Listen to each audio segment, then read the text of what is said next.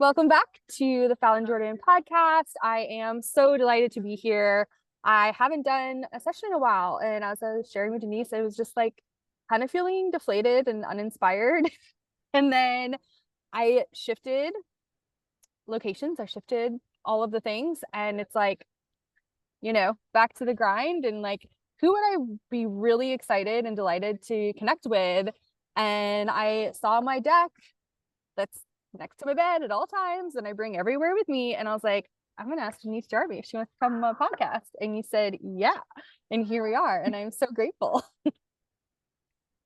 And if you haven't seen this deck, I highly recommend it. I brought it to a event, it was for like all spiritual healers and stuff. And I just happened to bring it and I was like introducing myself to people. And I was at the time, I was kind of had my dementia cap on, like my dementia education cap.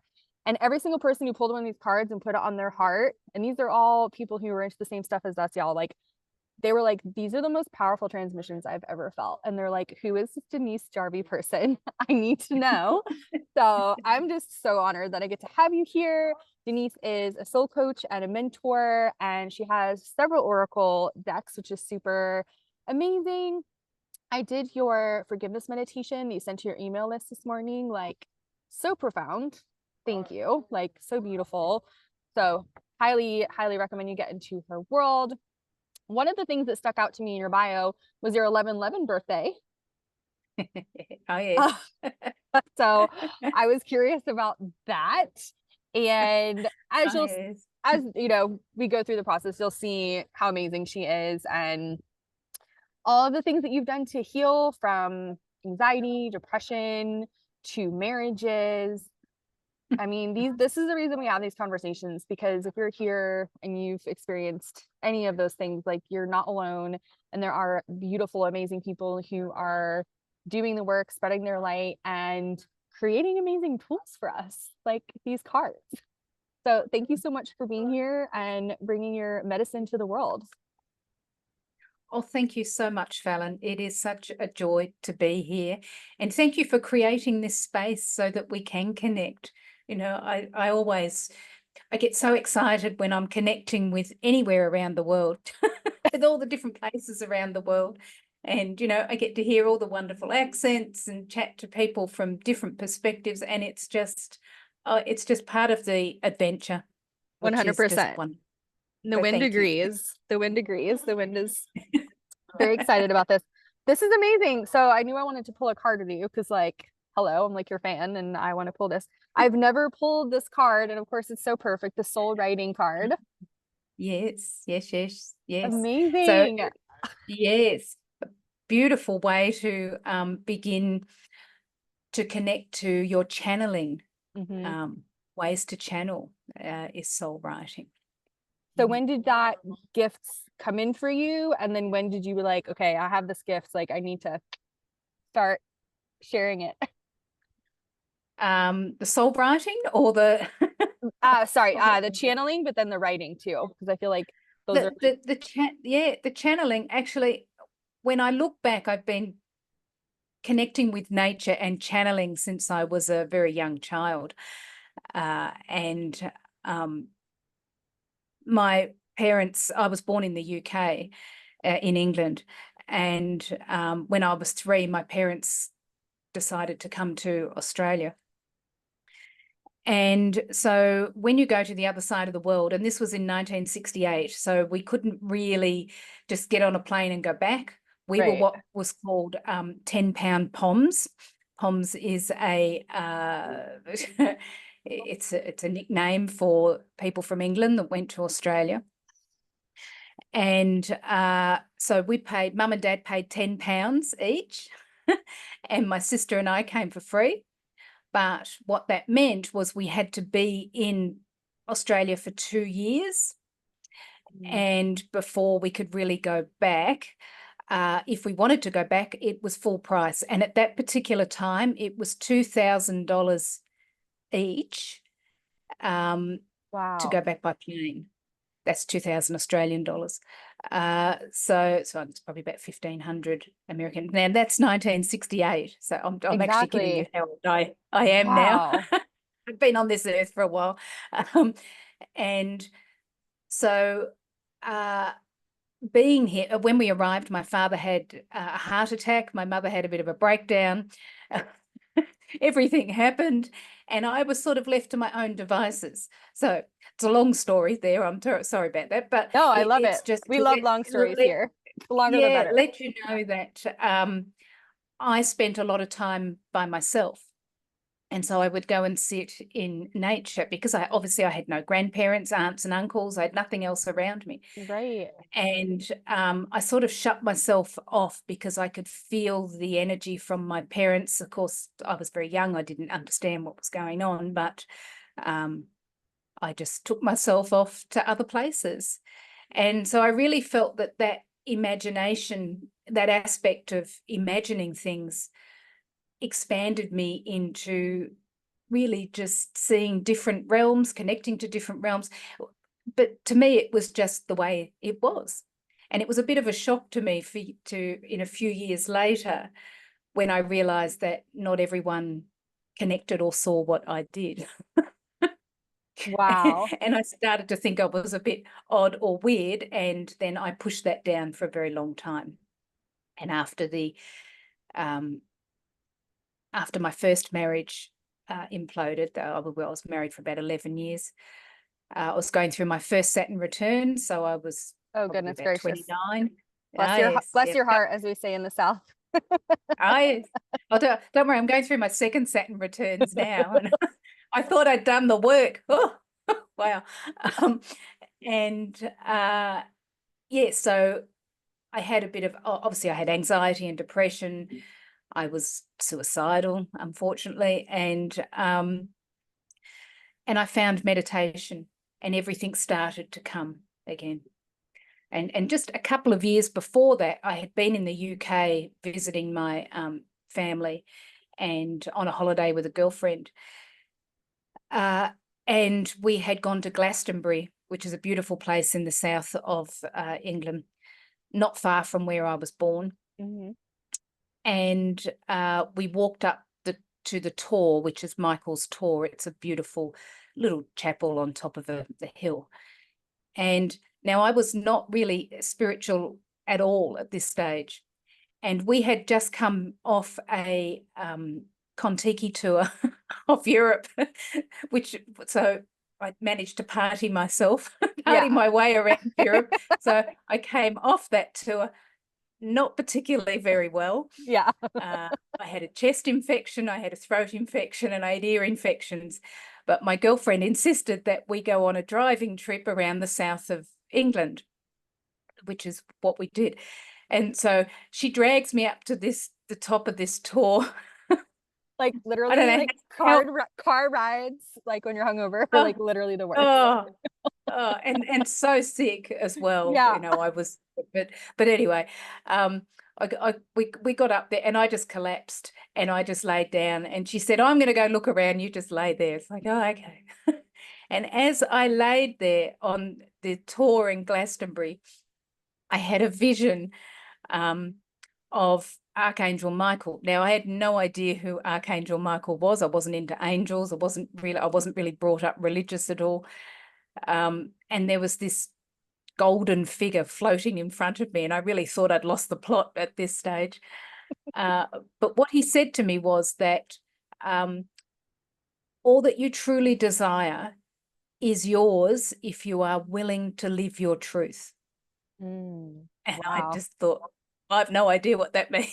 And so that was in 1994, and that began the reawakening. And so by about 97, 98, I had separated.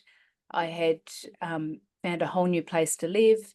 And I then found the Blue Angel Healing Centre, which of course is now Blue Angel Publishing. Mm-hmm.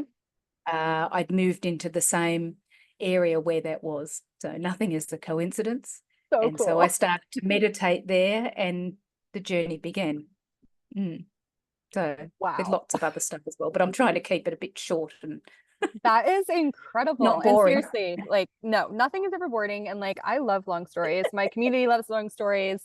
they wouldn't be here if they didn't, because the details matter, because you see how things line up and it's so Yes. beautiful. And then it's like, you have Oh, to yes. believe, like you can't not Yes. get that all Yes. these things happen exactly how they were supposed to. Yes. Yes. And that's something that I love doing. I love joining the dots. It's, I don't know if it's because I had a narcissistic mother, you know, love my mum. I mean, she's gone now, but she had her own issues. But I think I grew up very hyper vigilant because my mother was always going off having panic attacks or stressing about something.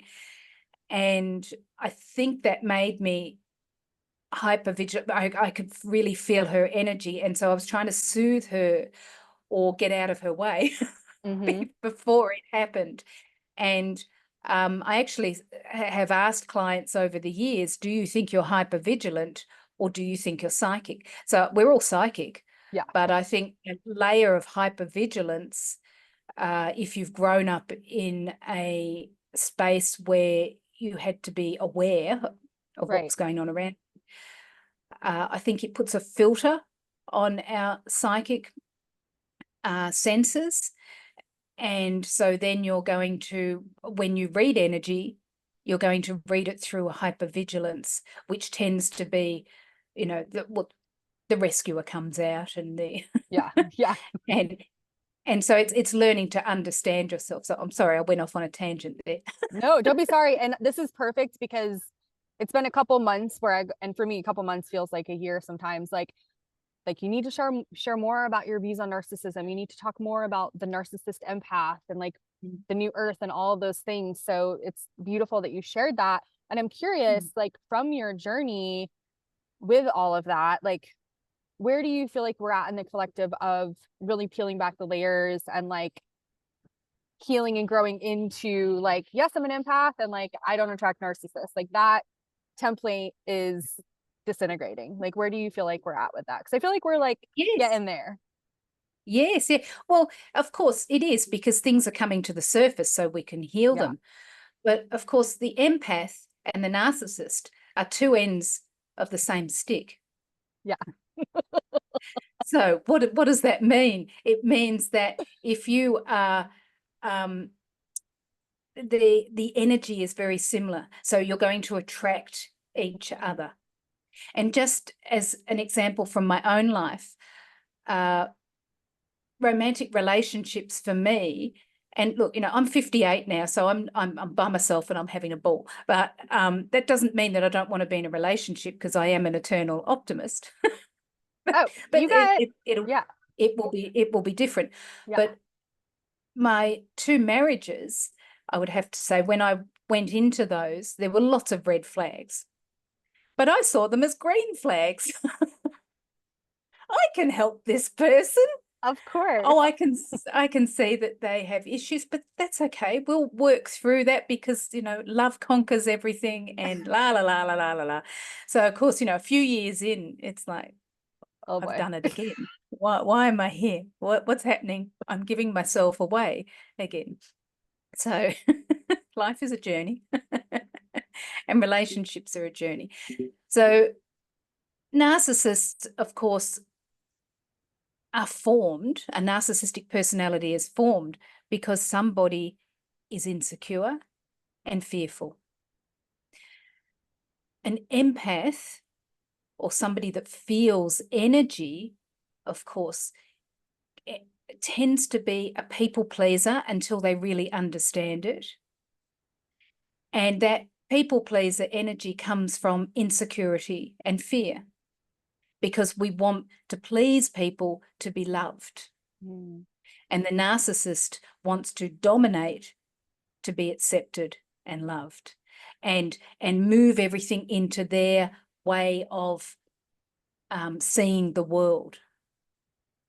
You know, for instance, my mother would constantly get into arguments with me because she had a view on the world and the way things should be, but it didn't, because my mother was very intuitive, but it didn't really resonate with her.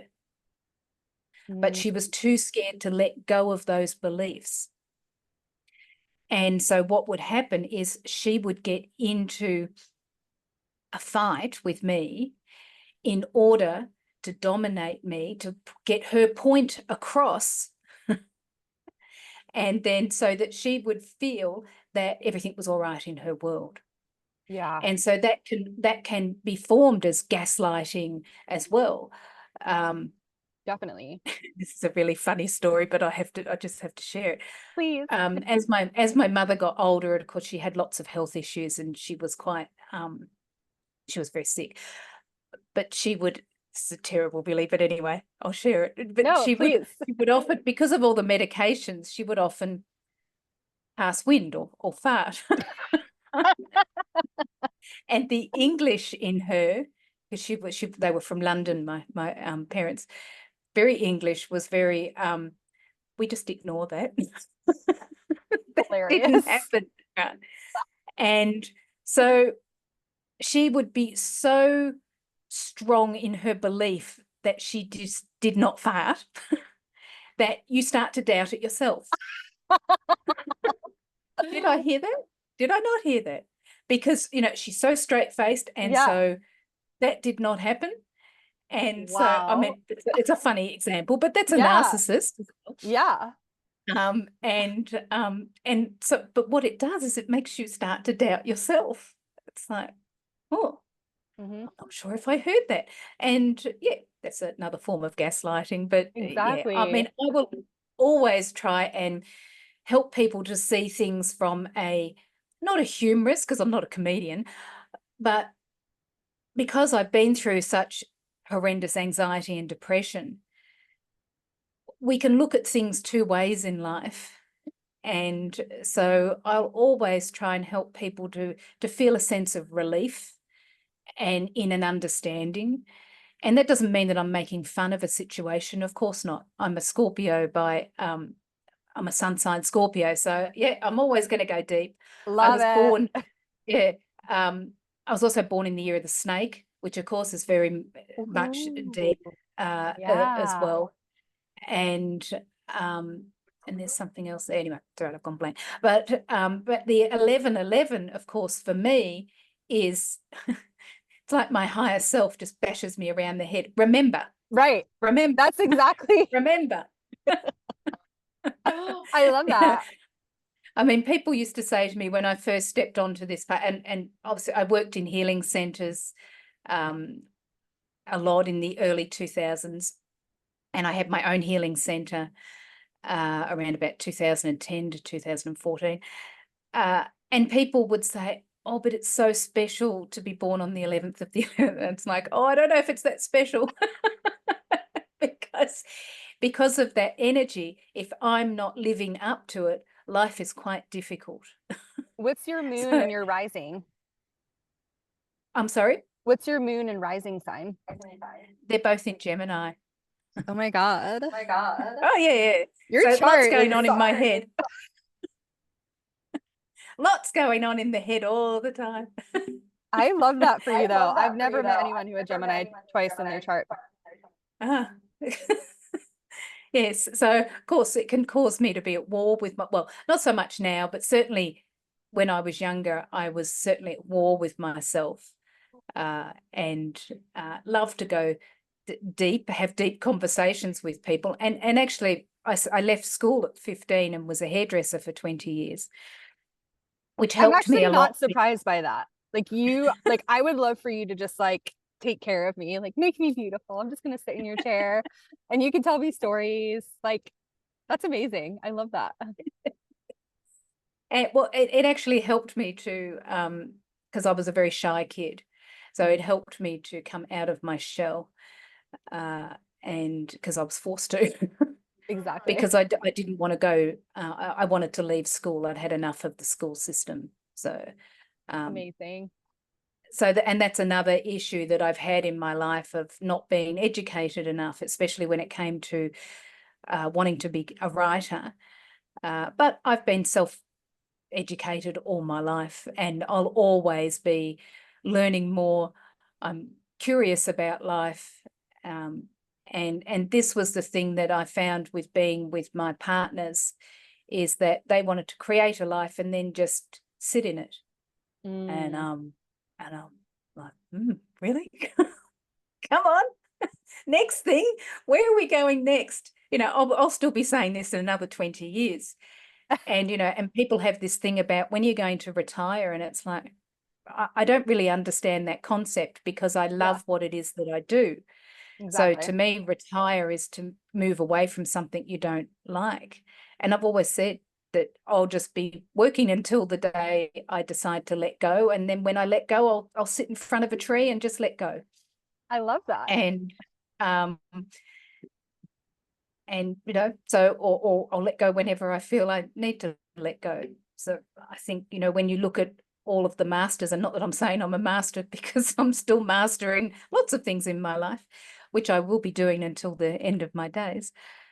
But, you know, so many of my teachers and also teachers that have been in the limelight just let go. They die in their sleep, or they just, you know, let go whenever they choose to let go. And so I think learning to have a good death without sounding too miserable No, if more is people one of actually the thought things. about that, they would be living the mission. They'd be doing the work. They'd not be like, oh, Yeah, tomorrow. Like, no, now, yes, now. yes. So I think it's one of my, well, for me personally, that's something that I've always been working on. I did a shamanic burial in 2012. I was Whoa. buried overnight in the earth on this, what was a summer solstice in Australia, but of course it was the winter solstice in the northern hemisphere. So that was December 21st, 2012. You know, where we all thought that everything was going to shift and change, and of course it was the beginning of shifting and changing. Yeah. Now we're in the middle of it.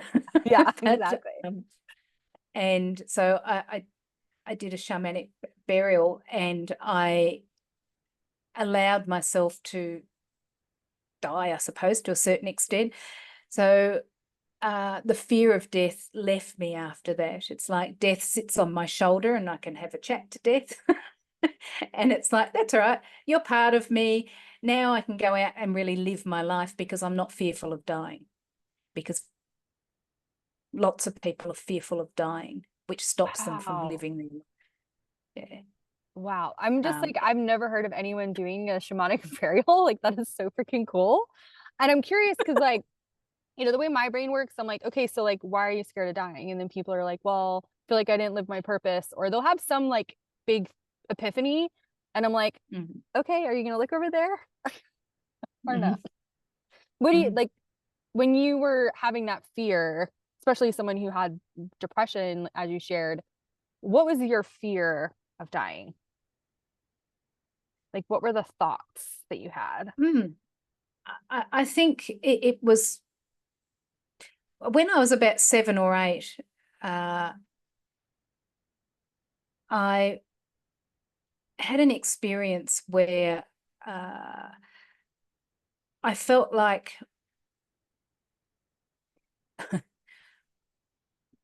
just to put this into context, I've been through what people would experience, what people would say is alien abductions, I suppose. I don't know what they are, and I experience it differently now. But they have helped me to understand me more. And that's a whole other story. And if anyone knows who Bashar is, I'm sure you know who Daryl Anker and Bashar is. Oh, yeah. So when I first heard his story of the Essersani and his background of Bashar, it was like I cried and I cried and I cried. I'm going to cry now because it felt so familiar. And but go all the way back to when I was 7, I feel that the Greys, if you want to call them the Greys, they've got better at understanding humanity as time has gone on. Yeah. As we all have. And I feel that when I was 7, so what that would have been the early 70s, 1970s, there was still this sense of they saw us without the emotion. So it would be like the way sometimes people see animals, animals don't have soul, they don't have emotions, and of course, which is, the Yeah. total opposite. Yeah. It's the same energy that flows through us, flows through them. Yeah. And so I feel that so I was about 7 and I had this experience, and it felt like the most emptiest, darkest feeling. It was the first time I think I'd ever really encountered the idea that I may not be here on the earth, that one day I may die. But at the same time, it felt very meaningless and empty and dark. And of course, as time went on, I realized that it isn't that, but I think I was taking on the energy of the Greys at that particular time, or their perspective. Yeah. Because if you listen to the backstory of their journey, they've come in on a sideway timeline, if you want to call it that. Yeah. Because they are us from another timeline in the future. But of course, everything happens now. But and they connected so much to AI, and they basically put themselves into a position where they couldn't have children naturally anymore, and they were dying out. And so they'd interfered genetically so much with themselves. So they were looking for a way to rejig their way of life. But of course, in all that genetic manipulation, they'd let go of the feeling aspect of themselves, which is why they're so interested in us, which is why the whole universe is so interested in us. Because, exactly. And why they target people like us who were like empaths, and we're like, I mean, I've had some like experiences that were scary, and then it's actually when I started realizing that that's who was visiting me, then they like stopped even coming. I was like, all right, I guess you served your purpose. Yes, because they're all a reflection of us anyway. They Yeah. are all us. We're all connected. So whatever you're vibrating at is what you're going to experience. And so they may have come, but if I'd been in a different space, I was obviously in a fearful space because I was taking on the energy of my parents, and that was the perception, or that was the energy of them that I felt at that particular time. If I'd been in a different space, I may have had a different experience, which I did later on. But anyway, I love sorry, that. Well, I've sort of just gone, whoa. no, I love it. And it's so fitting because, I'm obsessed with this deck, the secret language of light. I didn't know there was a secret language of darkness until today when I was doing her meditation. I was like, what? Yes. I was like, and then I was like, of course There you go. she has that. Of course she's. Well, it's only just come out. Okay. It was about, it took me about 2 years to write it. It's amazing. And I lost the manuscript completely disappeared at one stage, and then so off my computer, so I had to start again. It was a real journey. My mother died in the middle of it. My cat of 17 years died. My marriage died. And so I was navigating all of that while I was writing it. Okay, well, that makes and of course, a lot of sense, and that is very resonant. And of course, you can use it's actually not out in the US until October. Okay. But you can use both decks together, and That's what I was thinking. Yeah. And I've given you spreads in this one to use them together. And because for me, the secret language of light is really helping to support people as they awaken, and to give them, and it is that the good news, I suppose. It is everything. Yeah. It's different to what we perceive them to be. But of course, once you awaken, now it's time to look inward and realize that there's actually things that I've taken on along the way that don't resonate at this higher energy anymore. And then we have to start letting them, well, not letting them go, it's integrating, but also working with it and realizing that it isn't who we are. That's just what we believe, or it's what we've been told to believe. Well, I love And that then, you're doing that, because I think of you as such a big light being, and like we also need to talk about the dark stuff. And I feel like of in course, some of these spaces it's much more like we only talk about light and like we only do shadow work, and it's like, okay, let's like integrate. it's all together, you know. Yeah. And when I first stepped onto my path was when Healing with the Angels, Doreen Virtue's deck first came out, which was the first oracle deck that really took off. That was probably about 99, 2000, or 98. And, you know, it's a bit hard to not talk about Doreen in this space, even though she's gone wherever she's gone now, but that's okay. Yeah. We all have our journeys in life. Very interesting. And I was fortunate to meet her a couple of times. I God. met her there as she came to Australia, and I was a little taken aback by this because she's quite tall and she was very busty at that particular stage. Because I'm only 5'3", and she sort of just grabbed me, and I was being hugged by boobs. So funny. And I was a little taken aback, but anyway, she was here for, I think she had written the book The Lightworker's Way then.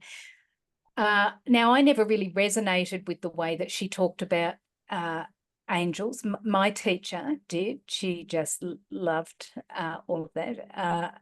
But it didn't, that never really resonated with me. I mean, there was some really great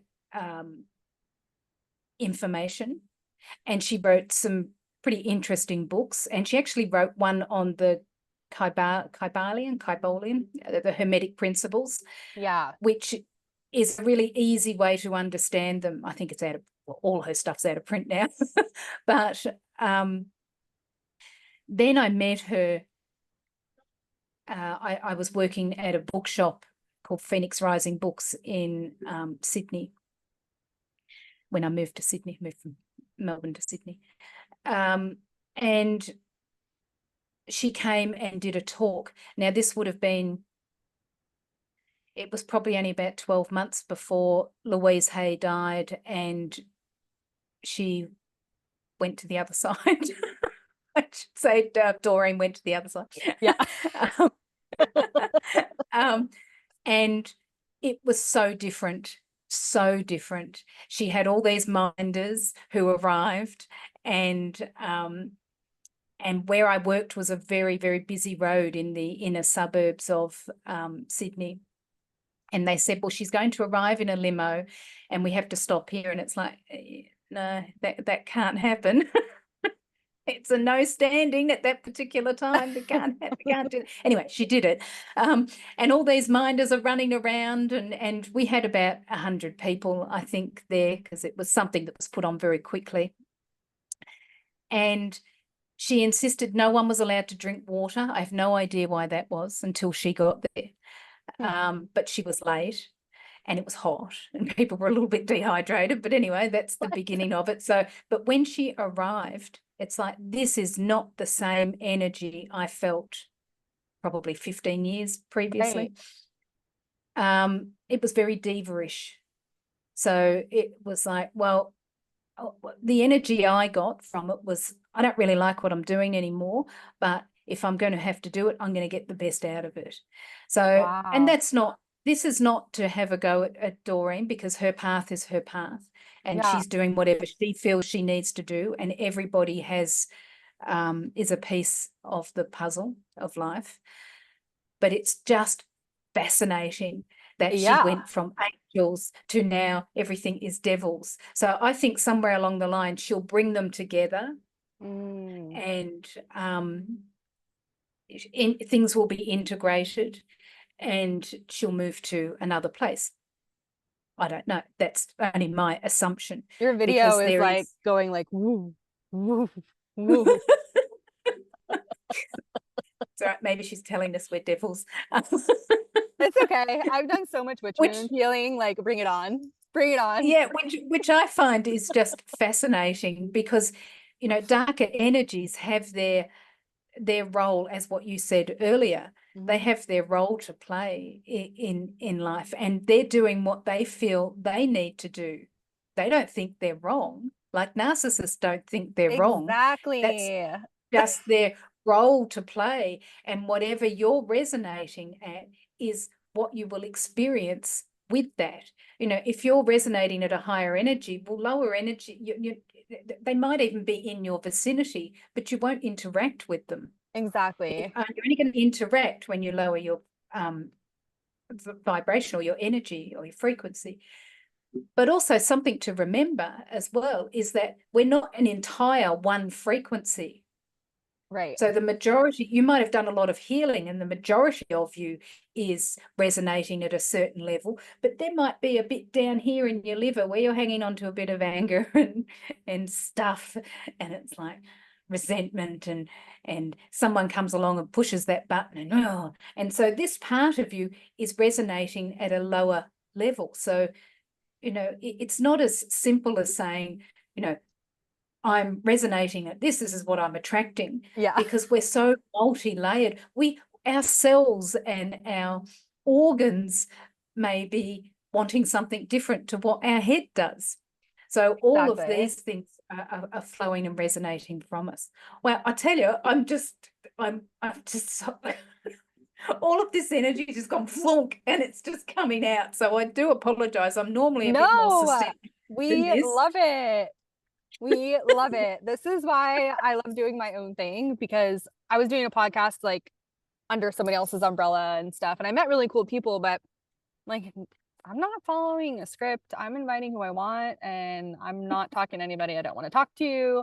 And this is just like the place where you get to just let it all out, because the people listening appreciate it. I appreciate it. I mean, you have these like little fantasies in your head, right? And it's like, you know, I wanted to meet you. That was one little fantasy.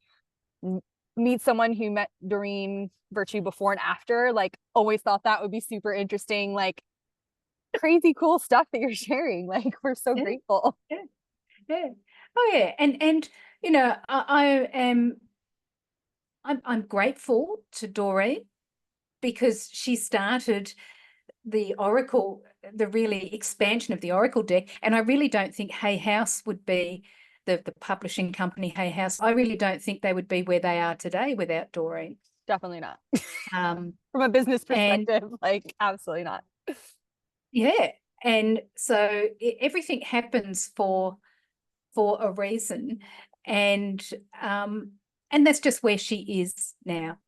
I suppose the only thing that I would ever say is that, because I had lots of clients and friends who, of course, did the Angel Intuitive course, and they felt like they had to throw it out. And it's like, but that was what was coming through at the time. And, you know, just because that's where a person is now, it's the message, not the messenger.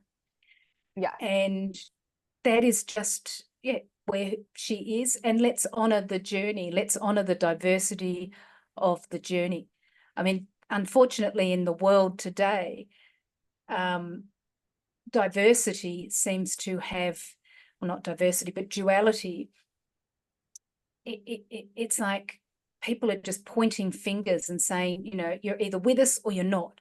And it's like, really? Can't we just all sort of work together and have different ideas and different things? And, you know, and for Doreen, I think she has, and this is from my higher perspective, she has stepped away from the light in order for people to find their own balance. Because I also think, watching her over the years, people hung off her coattails and they sort of put her on a pedestal and sort of turned her into a bit of a guru, and one that's not who she was, and that's not what she wanted to be. And so I think it's when you pull yourself off that, and go somewhere else. It really helps people to get clear with what their beliefs are, because Absolutely. that's what we really want to help people to understand. You know, and for years I taught psychic awareness for years, and people would disagree with me. They'd want to argue with me or disagree with me in the class, and I'd say, but that's great, because that means that I'm doing my job, because you have found what is true for you, because I don't need you to believe in something I believe in for it to be true for me. I love that. And so, but and to take it another step higher, if you're going to argue, it means you're not really clear with it. Because if you sure. were really clear with something, you wouldn't care what anyone else thought. So it is, and I suppose I've sat in lots of channeling groups and been the devil's advocate. I don't know why where that came up, but I haven't always agreed with what has gone on or the interpretation, and I have, against my better judgment at times, because I wanted to be loved and accepted, of course. Yeah. But sometimes you just got to say, really? Do you really think that? Yeah. Maybe we can look at it from another point of view, because that's what we're all here to do. We're all the different points of view of the source. So, and all of our points of view are needed. So let's just allow that. But of course, Absolutely. Yeah. Separation is that can be the problem. That's the problem. Separation, like, and just not valuing each other. Yeah. And of course, to come back what you said earlier about the state of the world and where we are, especially with the narcissist, everything is coming to the surface to be healed, because we cannot. And if anyone's experienced this, well, we're all going to experience it on our spiritual path, because once you step onto your path, it's like, right, what is no longer needed here? Well, this has to go, this has to go, this belief is just gone. And so a lot of us go through that on a micro version, of course, in our lives, as we heal and we move forward and we transform and transcend. And it's now happening on a global level, because it has to, because the way that we've been doing things, and it doesn't mean that it was wrong, it just means that the era of that is coming to an end. And it just seems to bring out a lot of fear. And I understand that, because I went through it myself on my own journey, as most people have. And there's a fear of letting go. There's a fear of change. There's a fear of what will happen. And that causes people to grab and hang on to things. And that's, of course, what we're watching in the world. And so if it pushes your buttons, it's like, I need to just step back and just take a breath. Where, why is it pushing a button in me? Yeah. You know, I mean, I can remember when Trump first got into power, and I wanted to throw something at the television. And then I thought, hang on, I don't even live in America. Why am I getting so upset? And so, but of course, he was pushing the buttons in me of everything that I railed against growing up in the 70s and 80s, that matriarchal aspect of I'm right, you're wrong, and this is the way it has to be, and that very bullying, bombastic way of being. You know, however, as time's gone on, I just allow him to be whoever he is, because that's who he is. Because that's who everyone is. That's my job as a writer and coach, is to help people realize that everyone is just who they are, and our job is to allow them to be who they are. And if you don't like it, don't look at it. Exactly. I love Because that. you can't change people. Because if anyone has ever come into your life and said, oh, hang on, you need to look different. Your hair needs to look different. You need to speak differently. You need to be different to who you are in order for me, when I look at you, that I feel okay. If anyone's ever done that to you, it's awful. And it makes you feel less than you are. And pointing fingers and telling people they have to be different is only going to solidify their belief that they have, because it's a judgment. And it's not our job to go around telling people they're wrong, because that piece of the puzzle may be needed at this particular time in order for consciousness to expand. Exactly. I don't have all the answers. Yeah, I don't have all the answers. But instead of, when things trigger me, it's like, okay, so what's it triggering in me? Where is Trump in me? Bit terrifying, but because if I didn't hang on to some sort of idea of that, it wouldn't trigger me. Right. So yes. Where is Trump in me? Title of the podcast. Just kidding. Oh dear, that's a bit terrifying. And also, just as a little backstory for that, when I was growing up in Australia, Australia had a very insecure energy about it. We had to go overseas to be thought of as being anything. There was this energy of just insecurity in, you know, where we're not good enough in Australia. And of course, the solar plexus chakra of the world sits under Uluru, which is Ayers Rock in the middle of Australia. Whoa. And so anyone that is born here or comes here, of course, it's all solar plexus energy. Cool. learning to step into your power, learning to be, you know, who you are, that self-esteem issue. And so for America, the base chakra of the world sits around Mount Shasta. And these are only my perceptions of channelings that I've done. And so for me, America is very much, or North America is very much about stepping into that foundational energy of survival, of feeling like they are who they are. It's that foundational energy of money, of business, of feeling safe, of feeling free.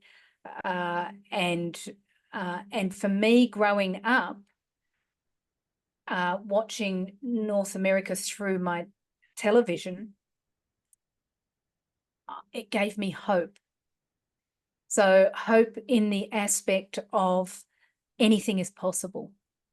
Because at that particular time, that's what was happening in the country. And look, there's obviously always layers, but this is the perception I had of it living on the other side of the world through my television. Yeah. That it gave me hope. The moon landings, and whether we landed on the moon, whether we didn't, whatever, it doesn't matter, because what that did was open up the possibility in me. And I mean, I was only 4 then, but I do remember watching it. Is anything to do with space, I was always interested for as sure. a kid. And so it for me, I grew up in a bit of a, not so much an anti-American household. My father fought in the Second World War, and there were lots of issues. He landed at D-Day, and he turned 18 when he landed at Normandy on D-Day, and he had lots of PTSD and issues and stuff. And it's not that it was anti-American, but it was a bit like they should know their place.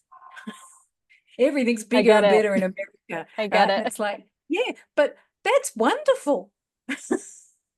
To me, that was because coming from Europe, and even Australia has now sort of come into itself a bit more, but coming from that energy of the UK and Europe, the energy is very much about where you've come from, you know, the money, the family, the history, whereas North America gave to me, where are we going?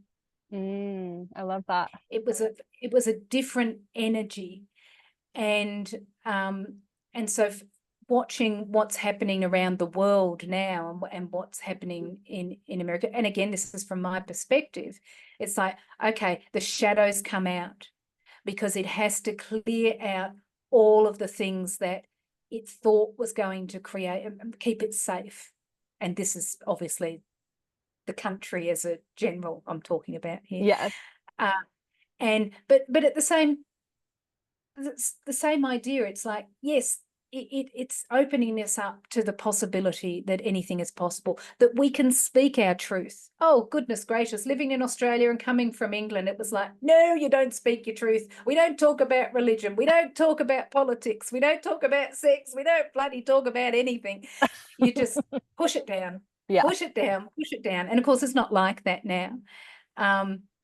And talk shows, as much as there may be positive or negative aspects from talk shows that have come out of the US, it set up a platform for where we are now in podcasts for people to be able to say their opinions, say their truths.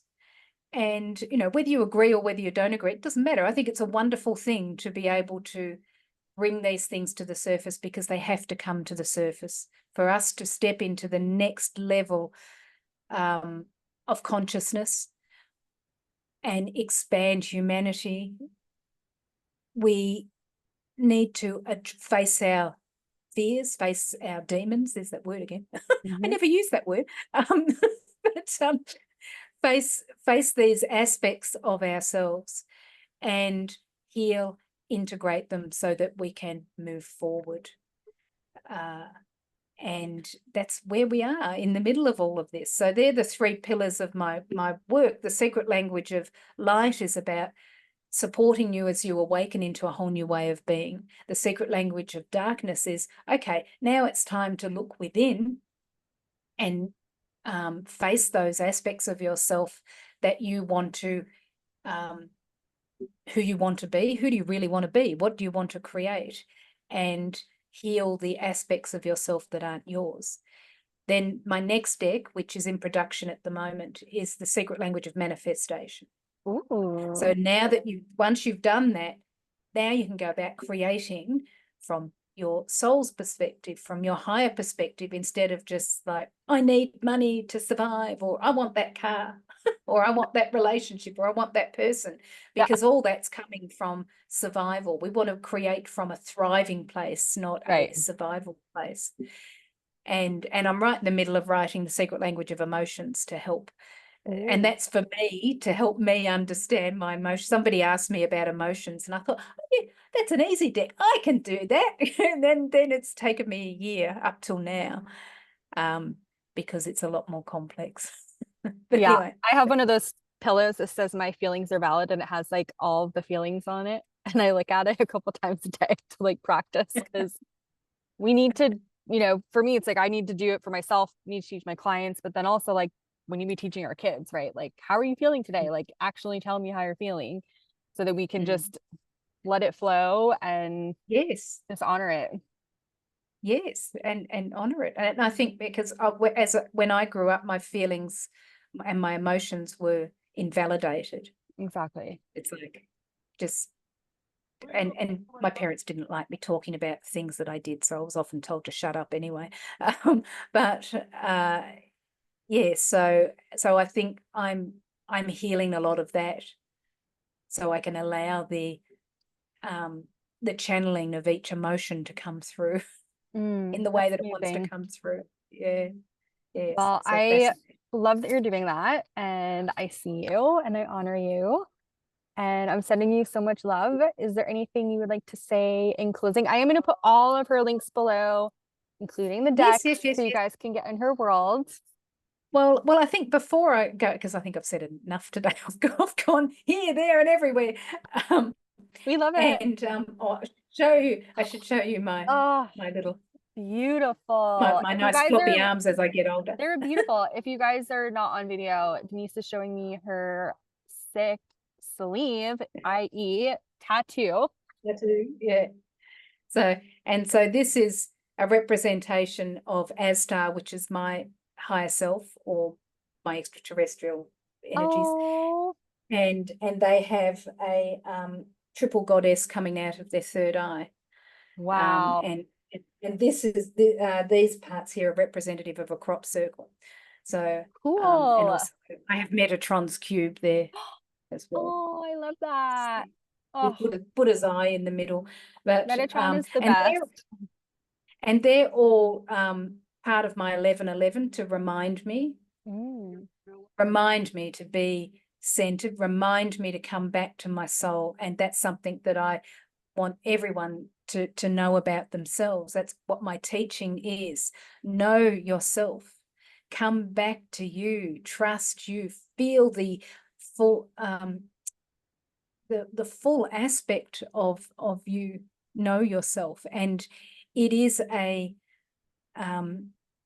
it's a lifetime of learning. I think the first part of our life we take on other people's stuff. Yep. And then as we hit that middle age and we move forward, it's like, okay, now I've got to now I've got to take those off and find me again. But that all of those beliefs and everyone else's beliefs in the world give you a choice, gives you a place to begin. It's like your astrology or any type of system is a place to begin to understand yourself, and then we move onward. So something I wanted to do, because you were going to choose a card, which we didn't do. And so if you want to choose a secret language of light, I'll choose one from the secret language of darkness and we can read them together. Oh my God. Okay. It sounds so fun. Yeah. I'm so excited. Yeah. So if you want to choose one, we'll both shuffle. I'll when you've chosen that one, I'll shuffle and get you to choose one. Just tell me when to stop shuffling and I'll take the top card. Okay. Yeah. Oh, and the sun is just about to set here too. It's so pretty. Oh, it's gorgeous. Yeah. Oop, this one stuck right out. Ooh, I just picked this for a client yesterday. And we were like, she's like, what is that? I'm like, well, let's figure it out together. Vesica Pisces. Yes. But it's sort of pronounced Vesica Pisces, but okay. my editor decided that was the correct spelling of it, which of course is going to confuse everyone. I don't pronounce things correctly, so. Oh, that's right. My original teacher was French, so for a lot of years, when I heard things for the first time, I heard them in a French accent. So sometimes I would be saying things and people are like, what are you talking about? I love that. So, all of those words are in the vernacular and most people have heard them before as well. And I was going to say, you did choose a card before, you chose soul writing. So that maybe that is a reminder for you and everyone listening to just do a little bit of writing. If you just close your eyes and ask your higher self or the sun or God or source or whatever it is that you connect to, it's like just say, okay, I'm ready to just write. And then you can type, obviously, you can use your device or you can put pen to paper and then just start writing. And if you don't know what to write, just say, I don't know what to write. Exactly. Because what that does is it brings it allows the energy a place to ground, and then it will just start unfolding. And I've given you that in the secret language of light, that little exercise to do. I know, I love the prompts. That's the thing with these cards, everyone. Like, there's these beautiful meanings, descriptions. The cards themselves are energy transmissions. I usually put them right on my heart. There's guided meditation, there's reflections and actions, and journal work. So if you're looking for one thing, quote unquote, like this is the thing, because it encompasses so many different practices that still don't take long, but like it's, I'm always going to be that, not always, but until now, apparently I'm still going to be like that student, right? Like, tell me what to do, teacher, and I'll do it. And I'll do it good. Yes. Yes. Well, so this is the book for the secret language of darkness, and it's a lot thicker. Oh, wow. Yeah. You'll see. The meditations are slightly longer. It's set up the same. There is a, what did I call it? Shadow mastery class. but the meditations are slightly longer. They all start by going into a crystal cave within you, because I wanted to create a safe space for people to go into to do the shadow work. And so they all start the same way. Amazing. To create that. And so you can go into your cave, and then if you feel like, oh, actually I don't want to go to this other place today because, you know, doors might open or things might come into the cave to take you somewhere else, that's all right. You don't have to, because you've gone in there and you've done the work as far as you can, because you don't want to push it either. So, and it's like, how can I support people in shadow work in a gentle way that is powerful for them? So that's why it took so long to write as well. And as you have your soul name in the secret language of light, you also have your shadow name. And I love that. That's been a big thing for me in the past few days, the name stuff. Like, it keeps coming up.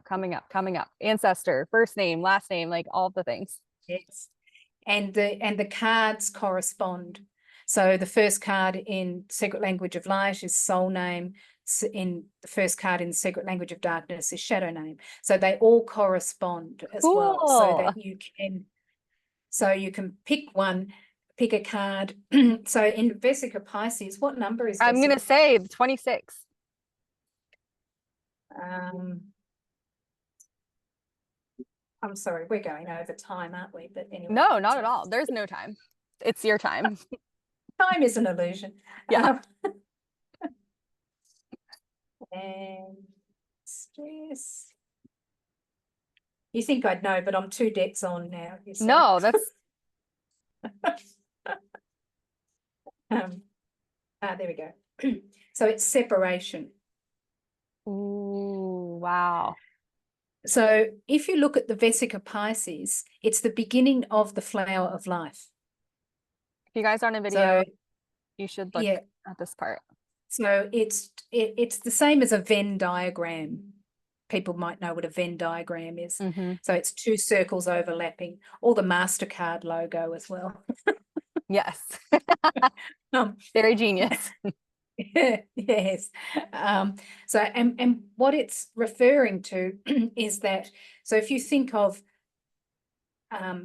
us being born, we begin as one cell, and then the sperm comes along to activate the cell, and then it splits into 2, and then it splits, which of course is the same as the flower of life. And the Vesica Pisces is the original split. So it's going from oneness into duality. So we need to see things from a dualistic point of view, because we are human and because we're dense, because we measure things. That's how we create, that's how we learn, that's how we live our life. We know what we don't like. We know what we do like because we know what we don't like. We like going through things, we measure things. That's what science does as well. It pulls it apart to measure it. Yeah. So the Vesica Pisces is saying that even though you're seeing things from 2 different perspectives, the 2 circles overlap. So when you come into your heart, into your center, you actually feel everything. And so that's the flower of life, because it's all overlapping circles. So it doesn't matter how far the circles go out, they're always connected back to the source, to the oneness, to the heart, to love. And they're just all different perspectives of that. So the Vesica Pisces is reminding you that we need to have this dualistic point of view. We need to be able to weigh things up in order to live our life. That is what being human is about. That's why we have 2 eyes. We have one eye up here that we can't see, but we can feel. And when you activate the 3 in the triangle, well, then you can see a whole different perspective. You may have a 5D perspective, but we need to be on this earth, because that's why we're here. We're learning that. So the separation card, so the shadow, is reminding us that in separation, that actually you're never separate. it's an illusion. Beautiful. And that, you know, even though people may leave our life, people may die, they have never left us. They're not separate from us. They've just shifted into a different frequency. And if you tune into that frequency, you'll feel it. Like when you tune into your heart, you can feel anything, because the source sits in the heart. And this is what shape-shifting is. I don't know why we're going to shape-shifting, but anyway, this is what shape-shifting is. When you really sit in your heart, you'll begin to connect to the heart of everything. So when you look at a bird, you're not looking through the eyes of the bird. You are the bird. It's like you can you can feel its wings flapping in your own heart. And that's what shape-shifting is. If you really come back to that center of yourself, you can feel anything, anywhere. But of course, if you have lots of filters on yourself and lots of beliefs, it may bring up fears, and you're going to look at things from those perspectives. So the little word under here is saying reconnect to your center. Love that. Yeah. So it is in the which is what the Vesica Pisces is saying, come back to your center. You know, but when you come back to your center, you'll be able to see both sides. And in the scene of both sides, you'll be able to make a clear decision. Amazing. As well. So, but actually, I'll get you to choose one. Yay! So I'm just going to shuffle. So just tell me when to stop shuffling, and I'll take the top card.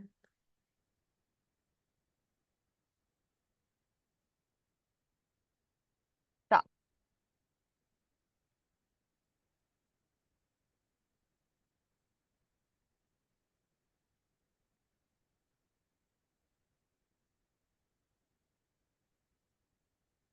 There's like a beautiful butterfly distracting me. It's like it's literally like right in front of me dancing around. So cute. I feel like it's trying to help me choose the card.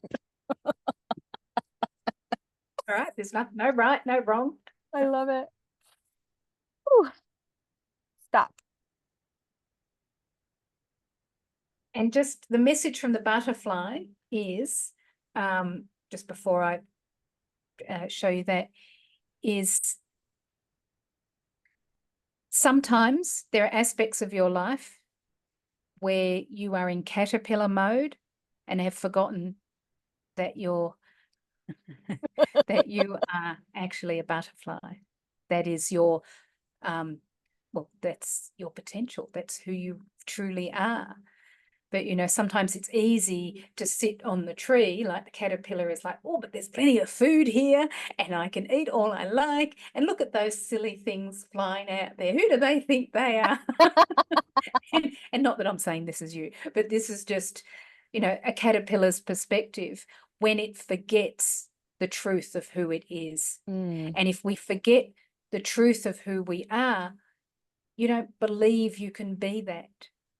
And so even though we know that the caterpillar will turn into the butterfly, that's its destiny, like we know that when we see a baby trying really hard to get up and walk and falling over all the time, we know that it will eventually stand up and walk one day, but it doesn't know that at the time.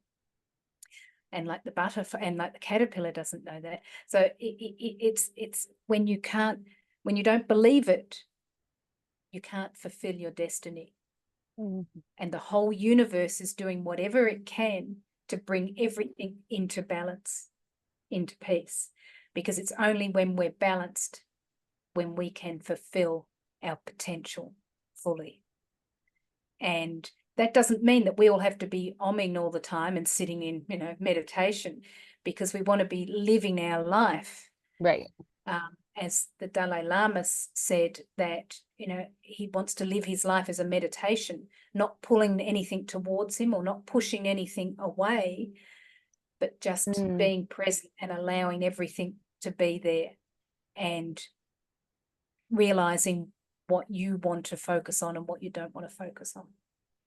That was beautiful. So the card you chose was dream work. Oh yeah. I love So, that.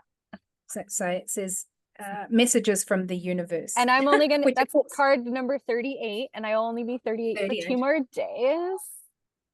Ah, there you go. Yeah, dream time And is my favorite time. and the corresponding card in the secret language of light is create space. Oh, and I pull that card like all the time. Yeah. So this is, so when you're creating that space, fill it with your dreams. Love Fill it that. with ideas, fill it with your imagination, fill it with all of that, because, you know, when we're in that dream aspect of our life, we're dreaming our life into being, because everything happens energetically before it happens physically, of course. So yes. So, well, that's very exciting. Thank you. That was Happy birthday. amazing. Thank Happy birthday you. for a couple of days. Remember to be the butterfly. I will Allow be the yourself butterfly. to become the butterfly and dream your life into being. So Thank you, Denise. I hope that helped today. Oh my And I gosh, hope that so much. Like, you're amazing. And now all the bugs are coming over here. They're like, we want this. We want this. well, of course, when bugs and animals come to you, it's a little sign that your energy is shifted, that your energy, your frequency is rising. And it's like they're curious, because most bugs see frequency, of course. They don't see like we do. And they'll come to you. It's like, oh, what's this? This looks like a new flower that's interesting. What's going on over here? So I remember when I did Reiki 1, you know, years ago, I had a girlfriend that had 6 horses, and I went to visit her, and we went out into the paddock, and the horses never really took much notice of me unless I had food, of course. But that particular day, I just finished Reiki 1, and I'm in the middle of the paddock, and I've got 6 horses looking at me, and I'm like, Pam, that's my girlfriend, can you get your horses off me? And everywhere I went, they just sort of followed me, because they could sense obviously something different. Yeah. As well. So that was Amazing. so That's like my dream, to just be surrounded by horses. oh really? Yeah. I'm not really a horsey, well, I'm an animal person, I'm a dog and cat person, but yeah, I've never had the space to have horses. They're beautiful. I love them. I love all animals. I love trees. And I'll just show you this. This is my Oh wow. painting. Gorgeous. I don't know if you can see that, but that's Tony Carmine Salerno, who runs Blue Angel Publishing. Oh. Of course, they were my friends from Blue Angel Healing Center, and when I first saw his paintings, it was like, oh, gorgeous. It looks perfect with your amethyst. Yes, yeah. So I felt love for the first time in a very long time. So yes. Anyway, I'll shut up now because we need to. No, I am so grateful for all of your time, your beautiful insights, your extremely inspirational stories. And like I said, I'll put all the links below. Like, definitely get in Denise's world. It's a beautiful place to be. Like I said, I'm obsessed with her card deck, so definitely grab some of those. And I'm so grateful for you, and I am sending you so much love. And if there's anything else that me and my community can ever do to support you, please let us know. Oh, wonderful. Thank you. Thank you. Well, you can all just check out my social media and my YouTube. I also have a lot of meditations on Insight Timer. So check them out. And if you like them, subscribe. That would help me enormously. Yes, her YouTube is so good. It's amazing. So definitely subscribe to that. And like I said, I'll put the link right below for you. And we appreciate everyone for being here. Bye for now. Thank you. Thank you so much.